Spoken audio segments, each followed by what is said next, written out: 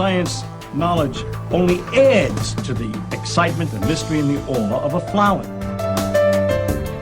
Evidence is evidence. It's public. Everybody can look at the evidence and assess it, and eventually, if there's enough evidence, come to the same conclusion.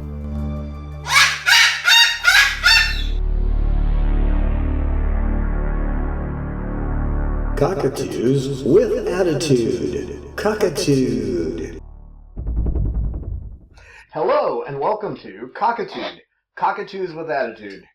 And today our subject is Cos, otherwise known as Cosmo or Cosi, or the crash test helicopter pilot because of the way she lands.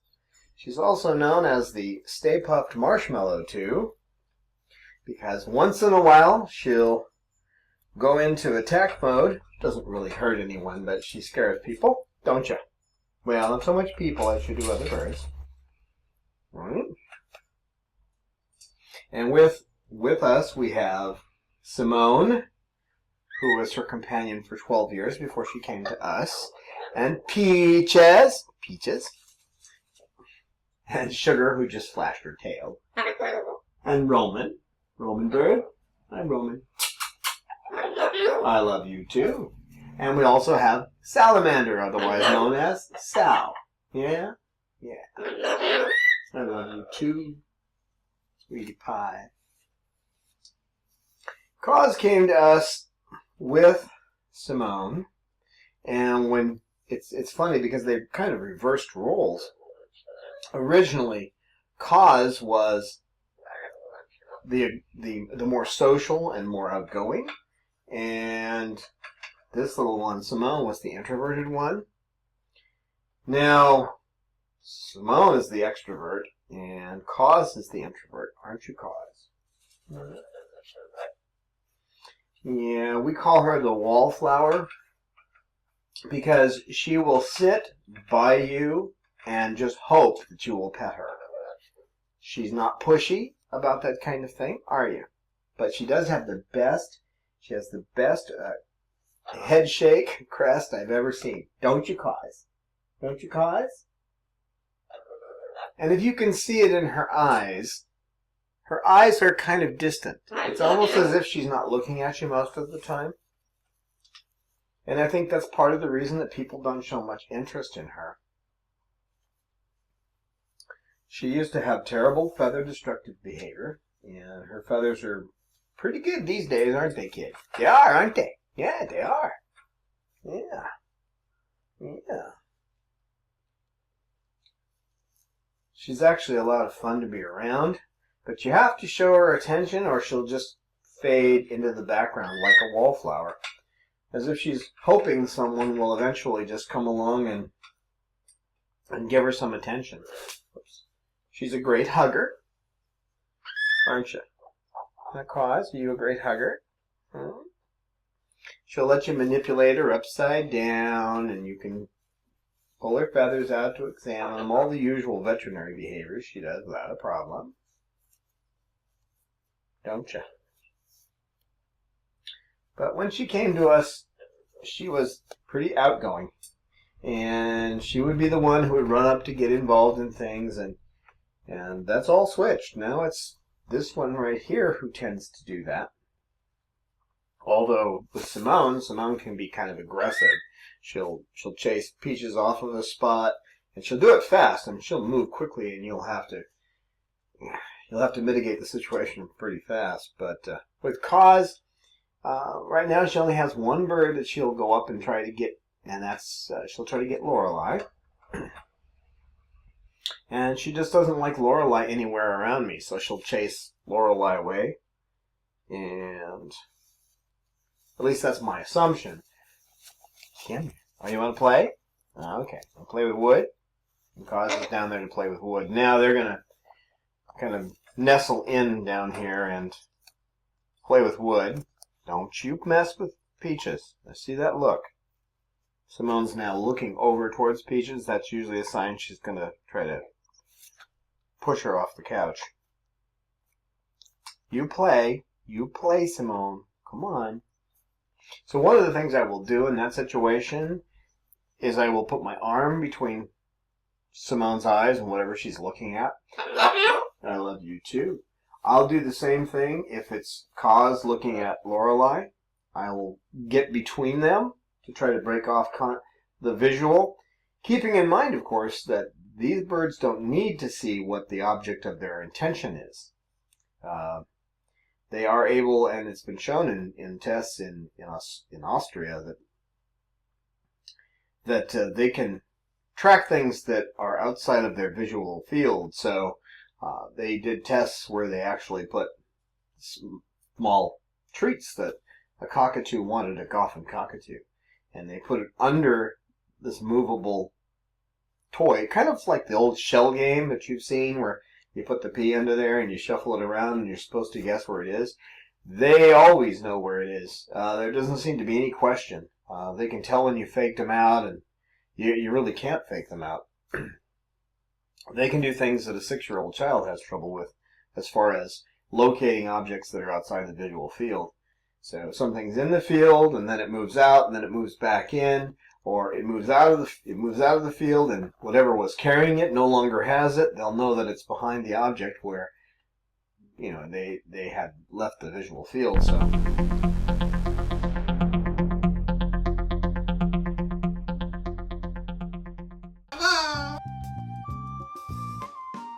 If you are enjoying our videos, we hope that you can find it in your heart to support our work.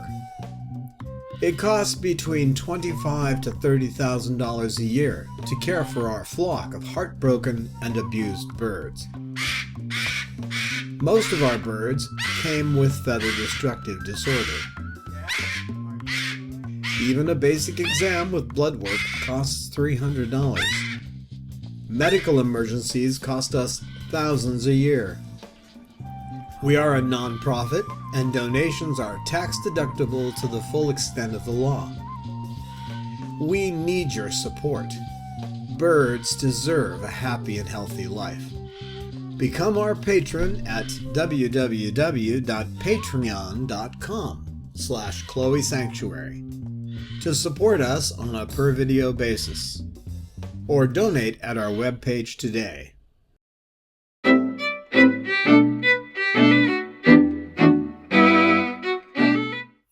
her favorite treat is sunflower seeds, and the sunflower seeds that we use are roasted in oil, and we get them from nuts.com. They're unsalted, roasted. But she loves them, and she will look for those in her bowl first thing in the morning. If they're not in there, you're going to get a response. She's going to actually get vocal if she doesn't see her food in there.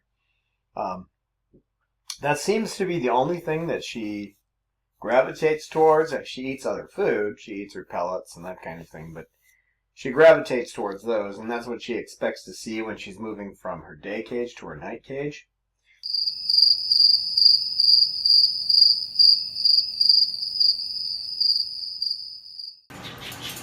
Good morning. Good morning. Beaches. Mander, salamander. I want to get a little video of you guys in your sleeping room. There you are, Cocoa Bird. Roman Bird. Sugary Bird? Oh, there's that sugary bird. Seesaw. Hey,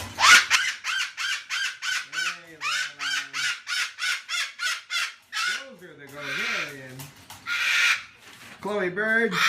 Yeah, yeah. Snowball? Oh, you hanging around, Snowball?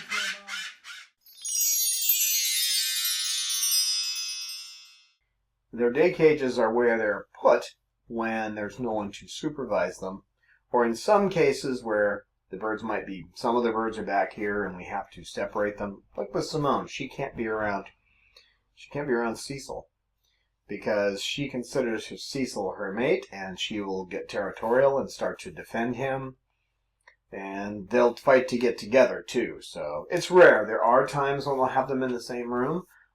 For example, if I'm out on a job, if I go to a computer job and it's supposed to be something simple, and I get there and it's a massive virus infection, say, a multivirus downloader, and there's viruses everywhere. That's kind of like being in the middle of, it's like D-Day. Because not only are you running scanners, but you're swatting the viruses that come up as the scanner touches files. So it's pretty intense. So I might be gone for 5 or 6 hours if I run into one of those situations. And I found that your best bet, since they've had dry food all day, your best bet is not to worry about feeding them any wet food, but to get them into a room and get them out and let them socialize. Because it's like kids in the rain. If you have kids, and you know how it is, if they can't go out and play, although these days with the electronic devices that they play games on, it's not as critical. But in the old days, when I grew up, if kids were trapped in the house with nothing to do, they went nuts. So, and it's like that for these guys too. So you have to make choices sometimes, and I always choose on the side of making sure that they get their medicine if they need it, and that they get out to play. So if I only have a couple of hours because I've been stuck out on a job, and I usually, even though we have a place that's out, it's on an acre and it's away from all the other homes, I do the 10 o'clock to 8 o'clock thing. We try to keep it quiet until 8 o'clock in the morning, and then quiet after 10. So if I get back here at 8 o'clock, then I get them out, I give them their medicine, so they get an hour and a half out. And in that time, everybody's out. And by the end of that experience, my mind is out as well. Because trying to take care of all of these birds at the same time is difficult. You've got some that want to pair up, but that you have to stop the males and females from doing that. You have some birds like Cos that will go after Lorelei, or Simone that may go after Salamander. Here you have, can I show you off? This tiny little bird, about 420 grams, going after a bird that weighs 1,020 grams. Now, she doesn't hurt him. I mean, that's not it. She's just trying to push him out of the area. Actually, that's rare that happens, but when it does, he runs away like a little girl screaming. He's like, ah! And I just separate them. And usually she'll go into a small cage for a couple of minutes. There's a small cage that we have in here that's not out where you can see it, but we put them in there for a couple of minutes as a timeout. Kind of like the timeouts they have in hockey. You go into the cage, you come back out, and she does it a couple of times, and it's obvious that her territoriality is in full play, and she's not going to socialize well. Then we'll put her back in. Usually, we'll put her in Snowball's day cage, and she's pretty happy back there. So she gets to look out the window, and she enjoys it.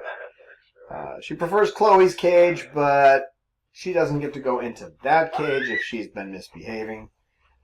I don't know if she's ever connected that, but that is the idea. You put her in a cage she likes, but not the best one she likes, if she's not been behaving in a way that we want. It's not that her behavior is a problem, except for us. Her behavior is just behavior. She's a good bird. All of these birds are good birds. Like you, Roman. That's a good bird.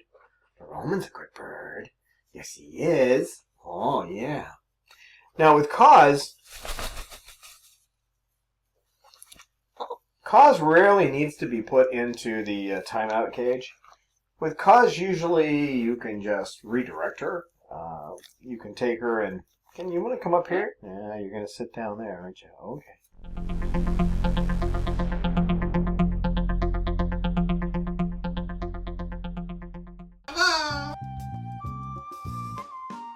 If you are enjoying our videos, we hope that you can find it in your heart to support our work. It costs between $25,000 to $30,000 a year to care for our flock of heartbroken and abused birds. Most of our birds came with feather destructive disorder. Even a basic exam with blood work costs $300. Medical emergencies cost us thousands a year. We are a non-profit, and donations are tax-deductible to the full extent of the law. We need your support. birds deserve a happy and healthy life. Become our patron at www.patreon.com/Chloe Sanctuary to support us on a per video basis, or donate at our webpage today.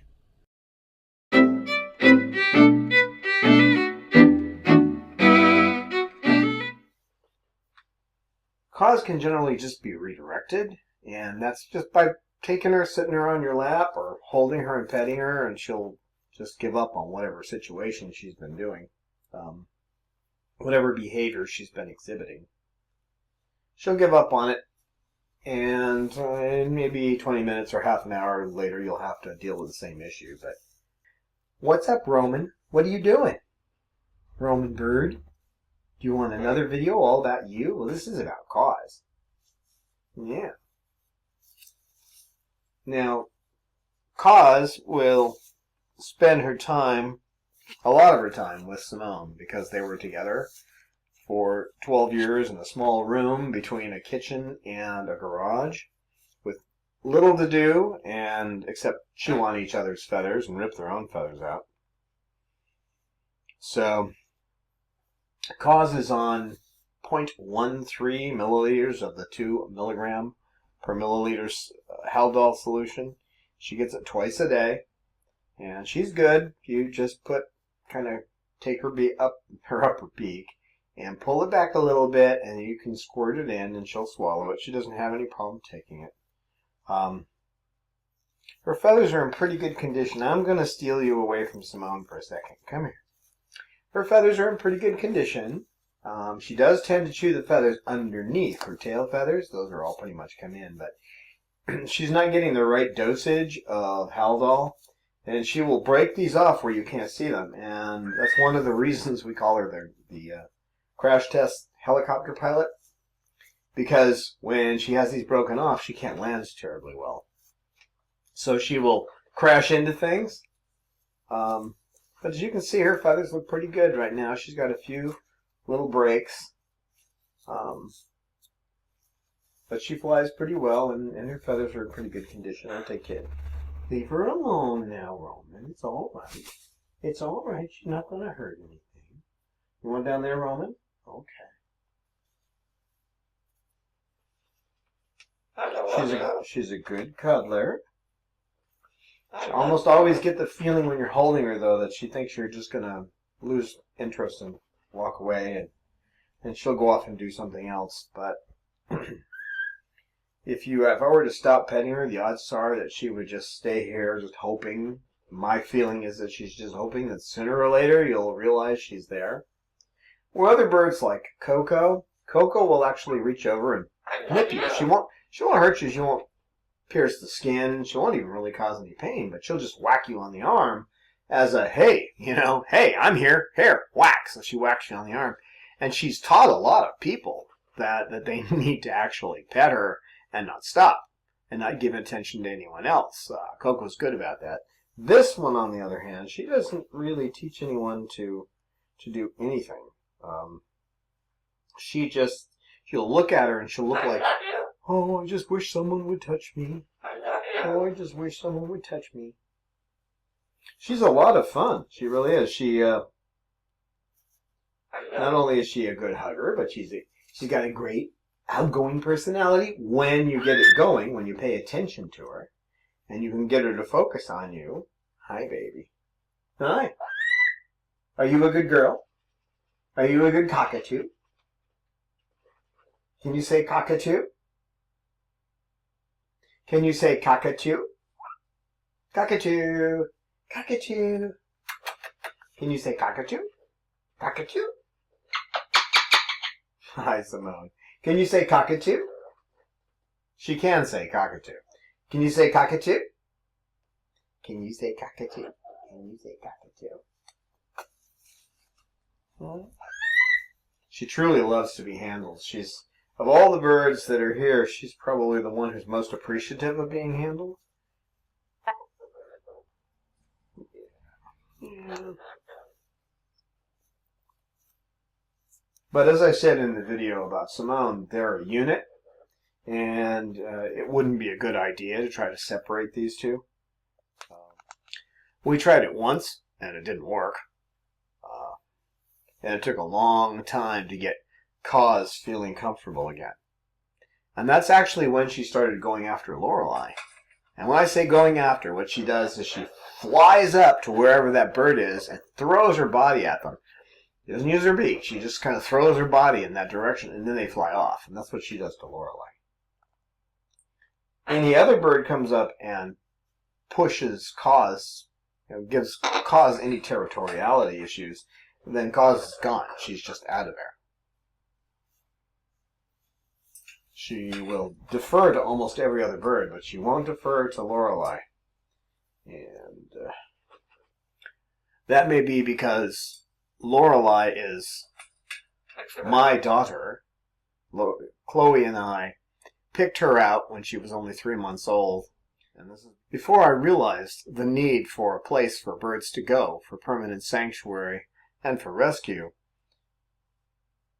Since Chloe had a salpingo hysterectomy and she couldn't have any babies, and she was constantly making nests, I took her down to Alpine to a breeder down there, and we picked out Lorelei, and whose original name was Bella, and we made her our own. So there are certain things that I do with Lorelei, certain things that I say, and ways that I act that come from having hand-fed her for a year. This one may be reacting to the way that I treat Lorelei. I'm not sure. It's fairly obvious that when Cos came back from her last rehoming experience, that she was highly attached to me. Entering the room, she would perk up, and quite often she'll just fly over to me and land on my shoulder, which is kind of fun because the way she lands is usually she hits you and then your tail goes up a little bit, and she's getting better because her tail feathers are in now.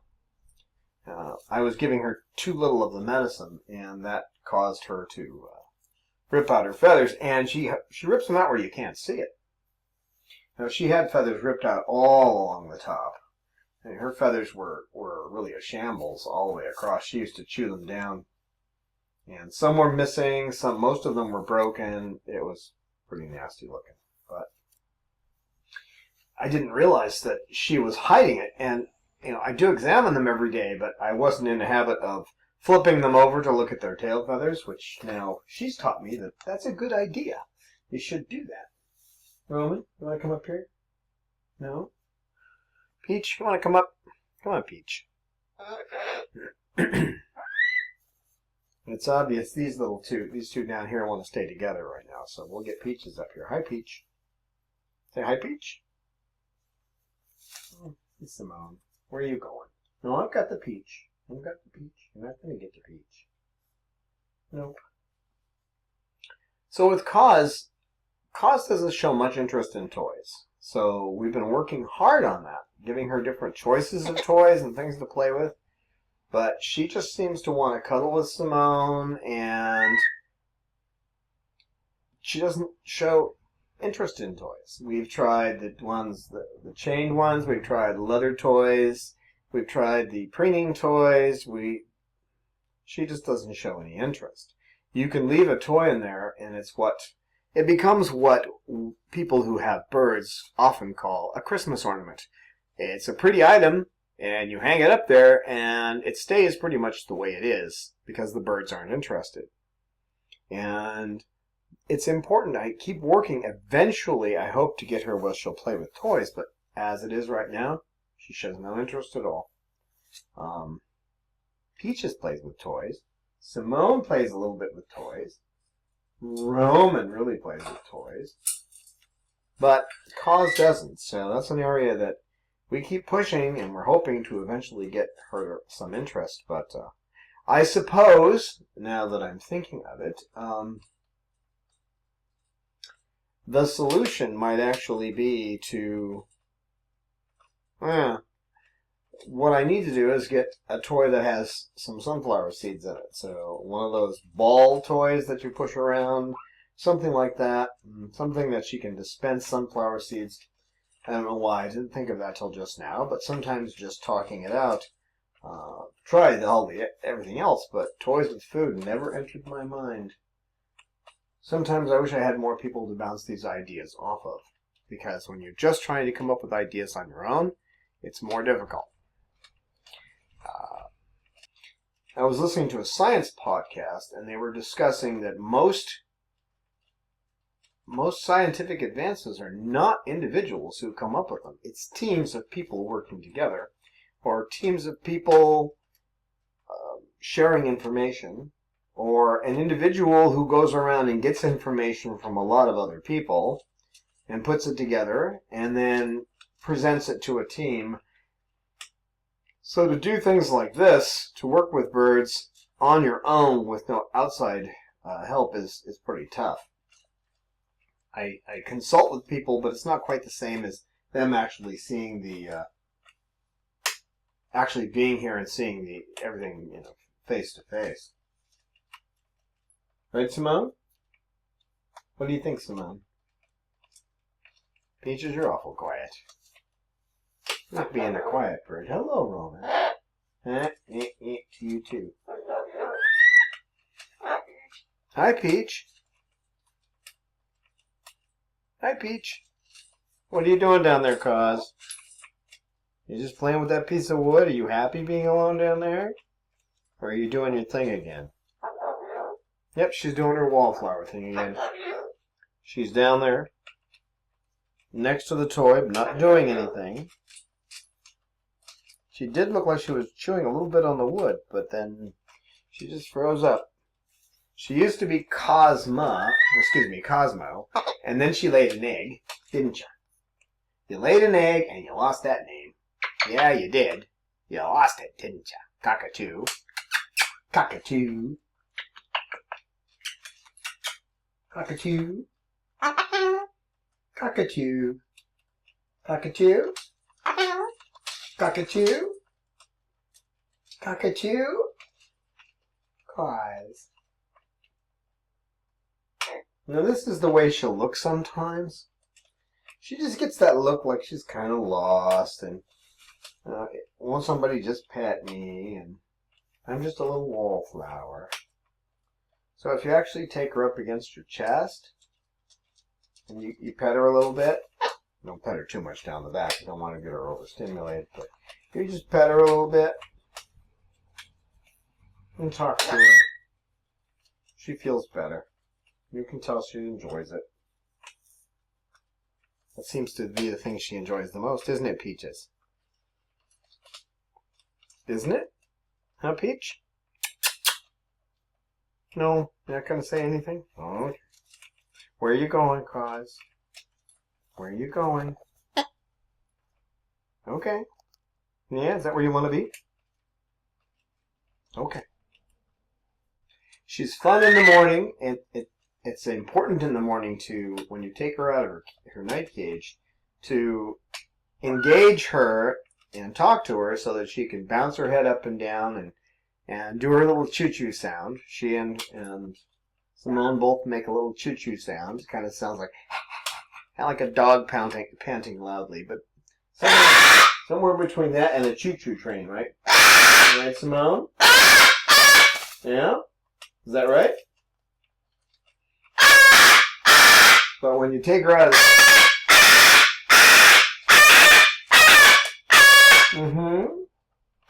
Yeah? Yeah? Are you sure? Are you positive? You're pretty certain? Okay. Is this a formal complaint? If it's a formal complaint, it needs to be in writing. So you need to get Cos out in the morning and make sure that she shakes her head. And if you say, "Are you a good girl?" and you shake your head, she'll shake her head back. And then she'll get her wings out and she'll flap for a while and she'll make her little choo-choo sounds. And I make sure that we get that done every morning. Right? Right, Cos? Right, Cos? Cockatoo?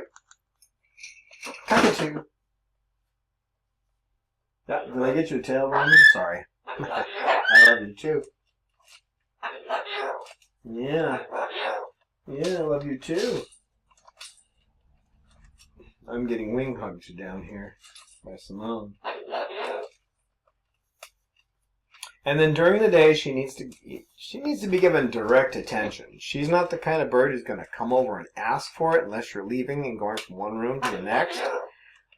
She'll also, if she finds an area where there's a box that has paper in it, she's going to jump to it almost instantly to try to make a nest.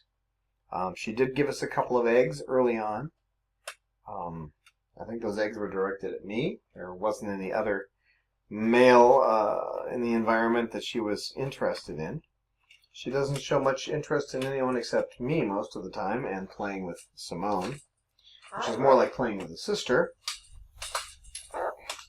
She eats the mash, but she'll go to the dry food to get the sunflower seeds out first.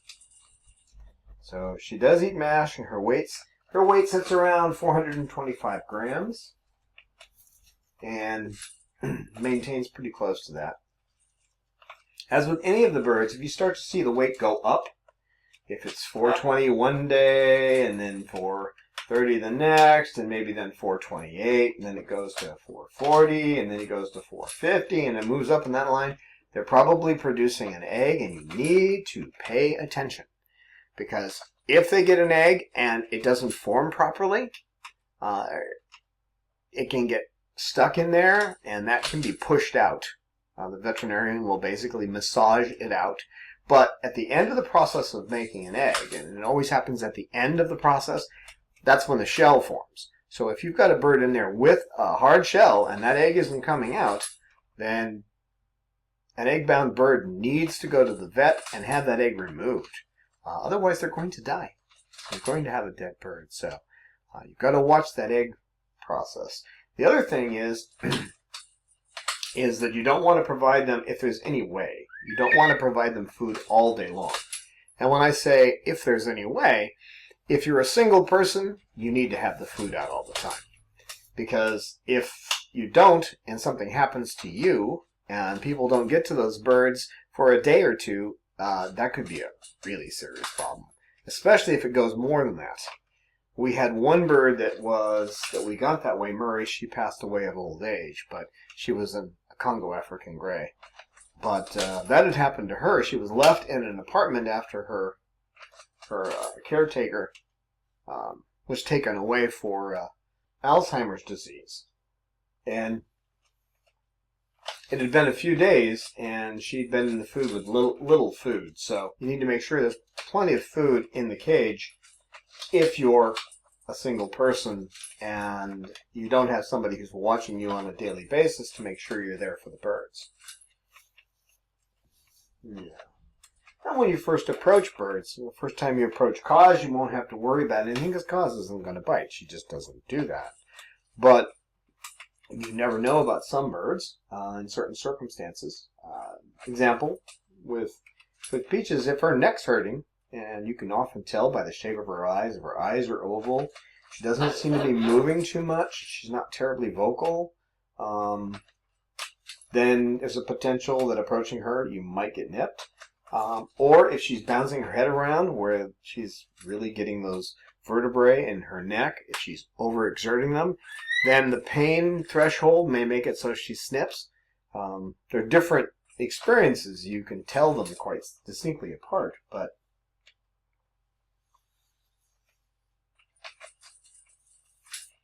so if you're not single and you can make it so that they only get fed breakfast, say, from 7 until 10, and then their evening meal from 4 until sunset, that kind of thing, it will reduce the problem of an overabundance of food. A good example is what happens with cockatoos in Australia. When there's an overabundance of food because it just rained, they had one of these big monsoons come through, and now everything's growing up, well, they breed like crazy, and because there's going to be a ton of food. And it's the same with these guys. If you want to reduce their mating behavior, reducing the amount of food that's available except to certain time periods like it is in the wild, because in the wild they forage for about 3 hours in the morning and 3 hours at night. The rest of the time they're playing, they're goofing off, they're sleeping, that kind of thing. So if you reproduce that in your home, then you have less chance of having a bird that's going to be producing eggs. And not only is it a threat if the egg doesn't form properly, or if the egg gets bound inside of them, it's also a threat because it reduces the amount of calcium in their system. So you don't want them to be taking calcium from their bones or taking other nutrients from their organs if they're not getting proper nutrition. So again, making sure that they get proper nutrition, it's an issue. And with Cos, since Cos eats Bob's mash, she gets the pellets that are mixed into it, and they're basically, the mash just takes pellets. You soak the pellets until they're soft, and then you mix a lot of other vegetables and fruit into it, and you have some chunky vegetables you put into it, and then that's something for them to eat. And every time they eat something solid, like she likes the corn, I can't think of any of these birds that don't somehow like corn, so, but when she takes a bite of the corn, it's all coated with like a gravy of mash. So she's getting the nutrition along with her urge to eat the corn. You'll also notice that I pet Peaches down the back, and part of the reason for that is when we got her, she had all these feathers were damaged. She had impacted feathers in the back, and so I literally have to preen her every day. I have to preen her tail end, and so petting her down the back is not really an issue. She's already bonded to me. If she starts to cluck, I'll stop, but she's one of the exceptions because medically there's nothing I can do. I have to preen her tail. She can't turn her head to do it herself. Now with Cos, I try to make sure that I limit my petting to the head itself. Now clutch is usually 2 eggs, so if you do have some, fortunately Cos only produced the one that one time, but we'll try to limit nesting areas for her, because if she gets into a nesting area, she will start to produce eggs. So although she loves to do that, we don't provide it for health reasons. I wish I could, because she does seem to really want to do a little nesting, and I don't think it's a problem if you watch it and you don't let it get out of control. If they start to develop a territoriality around the nest, like to defend it or to become aggressive, then you need to break it down. Or if they start producing eggs, then that's an issue. So egg production is a problem because we don't actually know exactly what nutrition they need.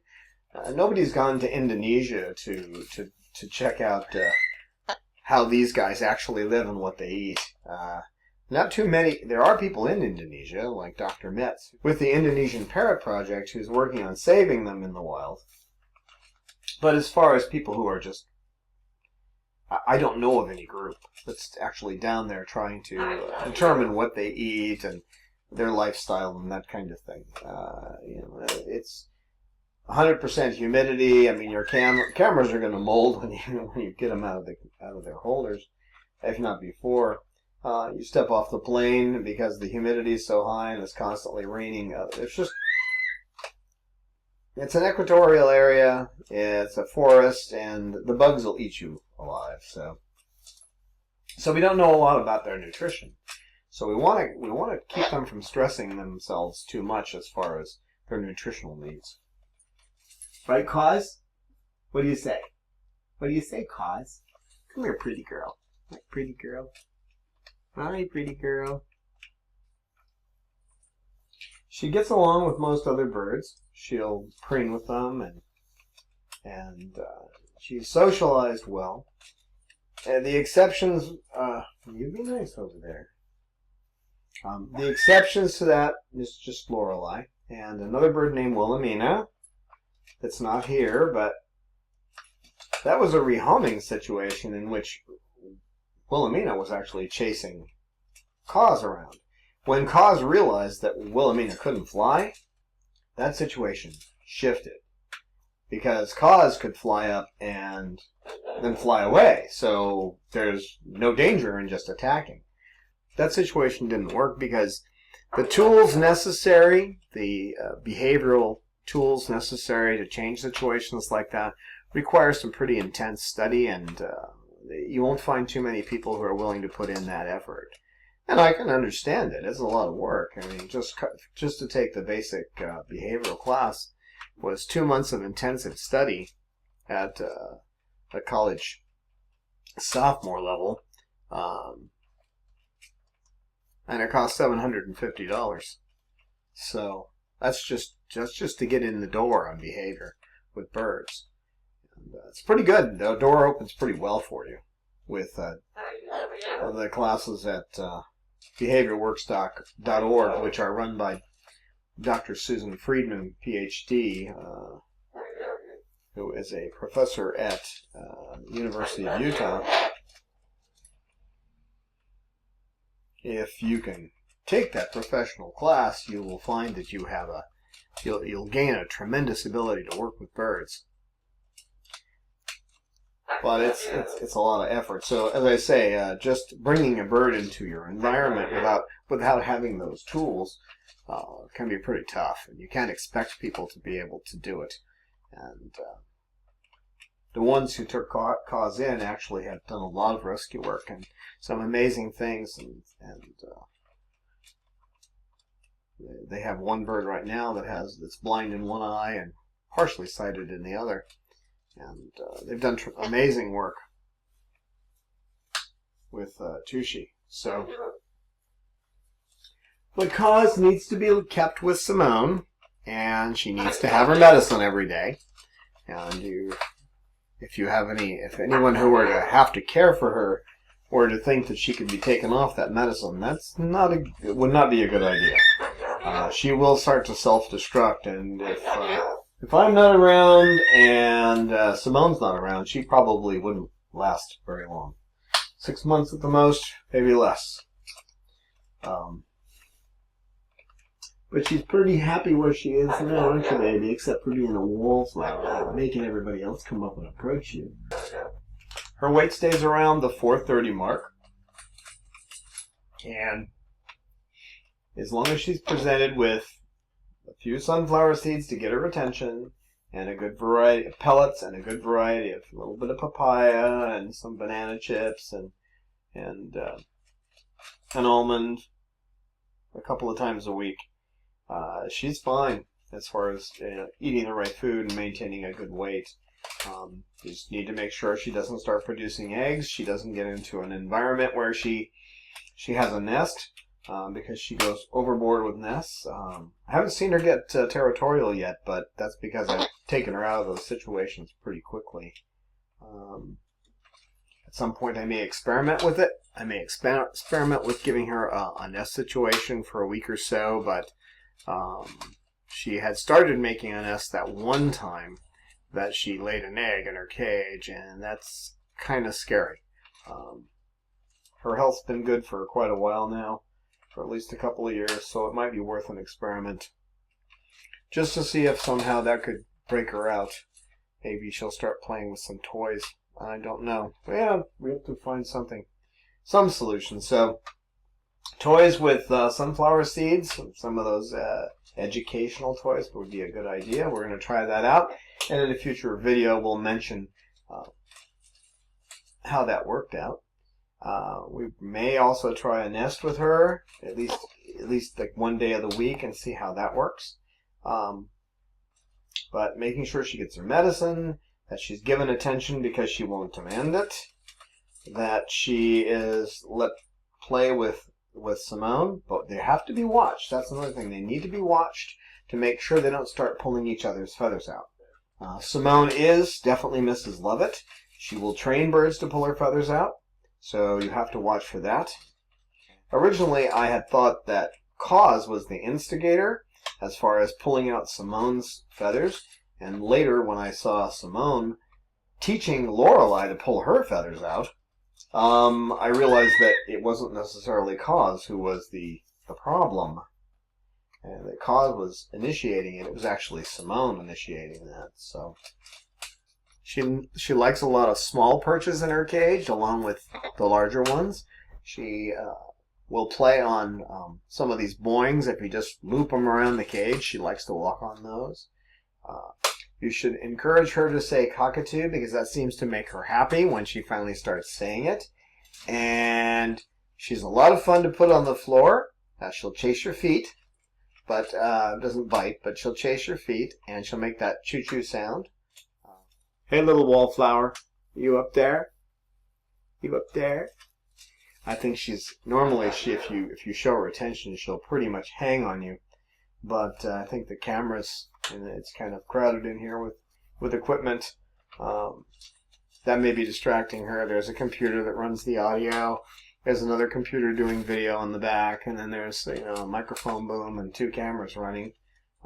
So it's quite a lot for them to process. We would like to thank our donors, whose mighty thunder can be heard through the forests of Indonesia, like a flock of umbrella cockatoos. Barbara Z, whose wingspan is so wide that just the shadow sends hyacinth macaws darting away. Sally B, whose mind is sharper than a cockatoo at the Goffins lab, cracking the combination on a lock with 500 levers. David B, who has more nests than a huge male eclectus in a forest made up of only females. Karen K, whose eyes are sharper than a Congo African gray, spotting the only sunflower seed in a haystack. Stephen B, whose flock call resembles a flock of greater sulfur-crested cockatoos at sunrise. Robin C, whose name is more famous than the Albati cockatoo in tomes of the avian biologists. Gail M, whose wings are so powerful that merely flapping them sends papers flying into the stratosphere. Emily K, who has a calyptor hycnid beak that crushes macadamia nuts like sunflower seeds. Leslie E, whose zygodactyl feet grab telephone poles and rip them from the ground like twigs. Tracy O, whose massive beak sends shivers of fear into the hearts of scarlet macaws. Donna Z, whose claws are sharper than the talons of a bald eagle. Daisy T, who has more social status than a flying kakapo. Regina J, whose go-go gadget legs are so long she can outreach a male Moluccan reaching for the only piece of papaya in 300 miles. Susanna K, who has a pharynx so loud she pops corn off the cob in Australia with a single vocalization. Thank you from all of us at the Chloe Sanctuary. You gonna fall over? Simone. Are you Simone or are you Gozer? Simone? Gozer. Gozer? You're Gozer the Gozerian? That's who you are? Okay. I always warned you were Simone. But you're Gozer? Okay. Gozer the Gozerian. So that's our episode. Cockatude 10. Cockatoos with Attitude. The Wallflower. Thank you very much for viewing, and we hope to see you on our next presentation. We welcome your feedback on our videos. We look forward to your insights, tips, questions, stories, and pictures. You can email us at cockatude@chloesanctuary.org, reach us on Twitter @Chloe Sanctuary, and join with us on our Facebook Chloe Sanctuary page. Please visit our website at www.chloesanctuary.org. That's Chloe spelled CHLOE. You can support us on a per-episode basis by visiting www.patreon.com, that's Patreon/Chloe Sanctuary. Why not be the first to sign up at patreon.com/Chloe Sanctuary? Be our patron. Only an amazing cockatoo, the mere sight of which would send lions running away in fear, could be the first to support our Cockatude episodes. Such a cockatoo would fear not, because you can limit the amount of your donations and stop them at any time.